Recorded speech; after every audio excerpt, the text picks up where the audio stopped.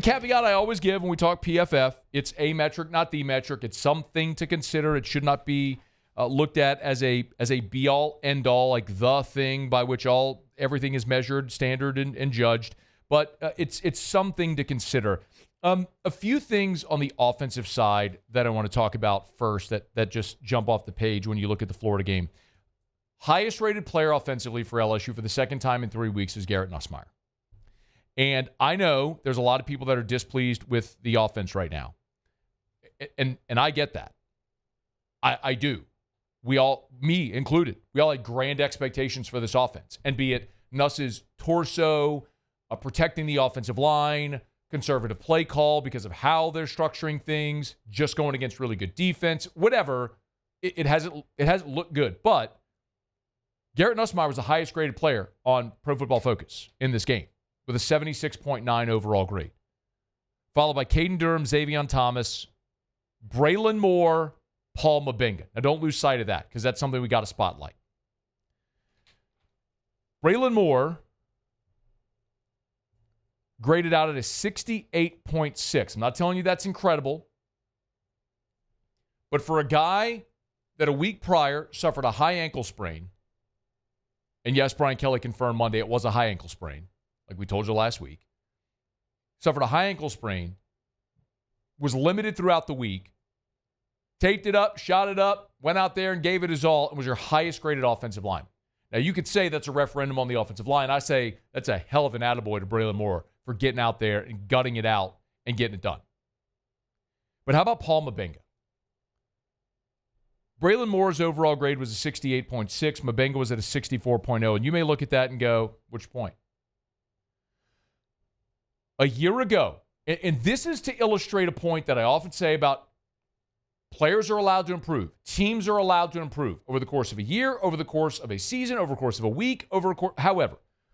1 year ago against Florida, Paul Mbenga's offensive grade was a 45. On Saturday, it was a 64. I'm not telling you 64, throw a ticker tape parade. What I'm telling you is he was a 45 a year ago. 64 on Saturday night. His pass block grade in Gainesville last year was a 33. On Saturday, his pass block grade was a 75. His run blocking grade a year ago in Gainesville, a 45. Saturday, it was a 61. Last year, he allowed 6 pressures. This year, 0. Hat tip Paul Mbenga. You're going to give criticism where it's warranted, praise when it's warranted as well. And Paul Mbenga, that's a great illustration of how people can improve. So when I get these questions from people, hey man, Brad Davis sucks. What's wrong with the offensive line? Brad Davis. There's an email to this guy from David. Baby Sloan's not to blame for the pathetic rushing totals. What about the run blocking and offensive line by Brad Davis? How about Paul Mbenga's growth? How about the development of that offensive line over 3 years when you were starting 2 true freshmen back in 2022 and Campbell and Jones and what they became? Yeah, you're allowed to improve. Paul Mbenga is a great illustration of that. Now, where they absolutely must improve, this is not even a maybe. This is, if LSU is going to reach the ceiling that we all think and hope they can be this year, they've got to get better at spots on the offensive line.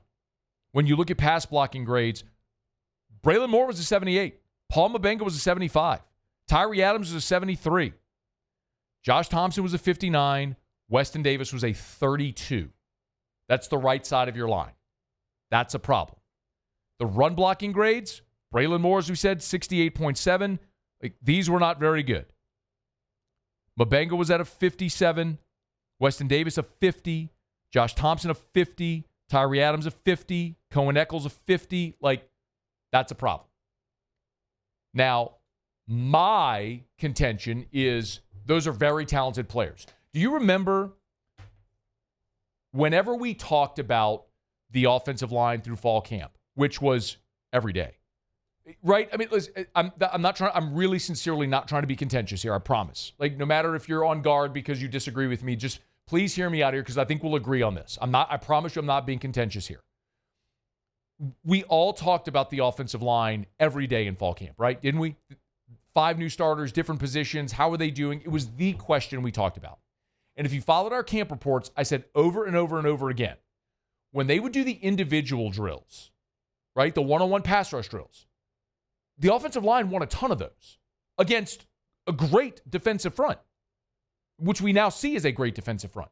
But when they go in the team period, giant advantage went to the defense. I often describe it like this purple wave would just envelop the offensive line. One-on-one, they were very good because they're talented. When 5 had to play as one, they struggled because they haven't played together yet. That's something you hope will develop in time. That's something Brian Kelly on Monday talked about he's optimistic with this offensive line. We just have to continue to develop. We're playing a redshirt freshman at right tackle, and we're playing a group of guys that are playing together. Paul hasn't played a ton. Cohen hasn't played a ton. Tyree hasn't played a ton. So these are guys that are still growing and developing. And I said this after the game, I'm bullish on this group. I think they're going to be really good. As we can continue to develop, they're going to be a good group, but we got some work to do. I mean, Tyree Adams, in his career at LSU, has played 350 snaps. That's your left tackle. And by the way, of those 350 snaps in his career, 209 of them have come this year. So far through 3 games. You want to look at Weston Davis? Weston Davis, in his career at LSU, has played 232 snaps. 212 of them are this year. Do you understand the point? Like, he's not wrong. You're playing a bunch of new guys that are inexperienced. Oh, by the way, kid, here's your first game. Why don't you run out there against Clemson in that madhouse of an environment against that defensive line with a couple of dudes that are going to go in the first round? Good luck. Do I think they are protecting that offensive line with their play call? Yeah, I do. Is that going to change this week against Southeastern? I think it will. Because it don't matter who Southeastern runs out there. They don't match up. When LSU goes to Ole Miss in a couple weeks, do I think we're going to see a more aggressive play call? Yup. Why? Because I just watched Ole Miss give up 500 yards to Arkansas. Respect to Taylon Green, really good player. LSU's got better players all over the field. So, you've got talent. It's literally the thing we've been saying since before they played games. So it's not like I'm giving you hindsight 2020. I'm telling you, when we were at practice in the fall, I was giving you these reports. They got talent. The question is, can the 5 play as one? How quickly that group can assemble 5 to play as one is going to be the telltale, I believe, of this entire season for LSU. Because we know the defense is awesome. We know Nuss is capable of throwing for 4,000 yards in a season. That's not a guess. That's an objective fact. He has done that. We know they've got receivers that can play, a running back that's really good.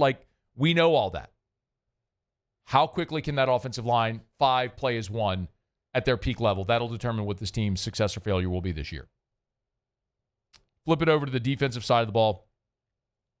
Deshaun Spears was your highest graded defender. He only played 9 snaps, though, so he wouldn't typically qualify for us having this conversation. But when you play 9 defensive snaps and you come away with 2 interceptions and your overall grade is a 99.9, it warrants a mention. It warrants a mention. But look at the top 4 and 5 of the top 6. Deshaun Spears, Mansour Delane, A.J. Halsey, P.J. Woodland, West Weeks, and then D.J. Pickett.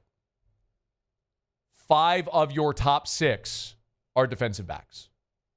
Remember, a week ago against Tech, 3 of the top 4 were sophomore defensive linemen. It was Bro and Relaford and McKinley. Against Florida this week, it was the defensive backfield. What that shows is incredible balance at all 3 levels of your defense. You are elite at all 3 levels, and on different days, it'll be the front. On different days, it'll be the secondary. That really emerges and plays great. But major hat tip to Corey Raymond. I don't need to sit here and go dig on Twitter and find receipts. All y'all who were pointing the finger at Corey Raymond 3 years ago, y'all know who you are. And right now, you're all sitting there not saying a damn thing. You know who you are, but you know who you are, and that's cool. We ain't got to have that out. But understand how stupid that comment was 3 years ago, thinking that you were better off getting rid of Corey Raymond. And it's interesting, you look at the bottom, Perkins and Gooden are down there near the bottom in their grades against Florida. Perkins' coverage grade was only a 33. Gooden grade out low in his run defense grade against Florida. But some days it's going to be their day and some days it's not. It's just the way it's going to work when you have a talented defense like that. I'm not worried about any of it, man. The defense is great. Maybe the other thing that really jumps out at the page is when you look at the snap counts from the defensive line. I mean, they are rotating so freely. LSU played 82 defensive snaps. Pyburn played 49. McKinley played 39. Mathis played 9. Guillory played 29. Butler played 29. Relaford played 35. Peyton played 53. Ahmad Bro played 26 snaps. Bernard Gooden played 51. You see my point? Like, they are freely rotating fresh bodies on that defensive line, and there's no drop-off. It's incredible. It's an incredible shift from what this defense was a few years back when a guy like Mekhi Wingo never came off the field, when you really had like 3 defensive tackles, or what you were last year where you had to move Gio Paez inside, where you had to take players that were ends and move them inside just because you didn't have numbers a year ago. But, man, they are a lot of fun to watch, and I don't think they're going to get I don't think they're all of a sudden going to be bad. I think they're only going to keep getting better. And one more thing from the PFF grades from LSU against Florida. I want to mention special teams. Now, it's easy to look at the specialists, right? It's easy to look at Damian Ramos nailing both of his field goals. It's easy to look at Aaron Burrell, who's a touchback machine. It's easy to look at Grant Chadwick, who had 4 punts of 50 yards or more, 4 down inside the 20, 1 out of bounds at the 2. It's easy to look at your return specialists. But what I want to focus on are the coverage units because of the names. Highest graded player in special teams was Toviano. Number 2 is DJ Pickett. Number 3 is Devon Keys, who led your team in tackles. Number 4 was P.J. Woodland, who's a starting cornerback. Number 5 is Chris Hilton. Do you see my point? When you're committed to being great in special teams and you have great depth, then starting caliber players can play special teams for you, which is going to elevate your play in the third phase of the game as well. Toviano, Pickett, Keys, Woodland, Hilton, these guys are playing special teams for you. Yeah, you're going to be better on special teams when your best players are playing special teams. And when you have great depth, like we just talked about with the defensive line, you can do that. A lot of fun watching this team, man. Really, really good grades coming out after LSU beat Florida 20-10. Hey, thanks so much for watching. Please leave your comments. I love to interact. And be sure to hit the red subscribe button below.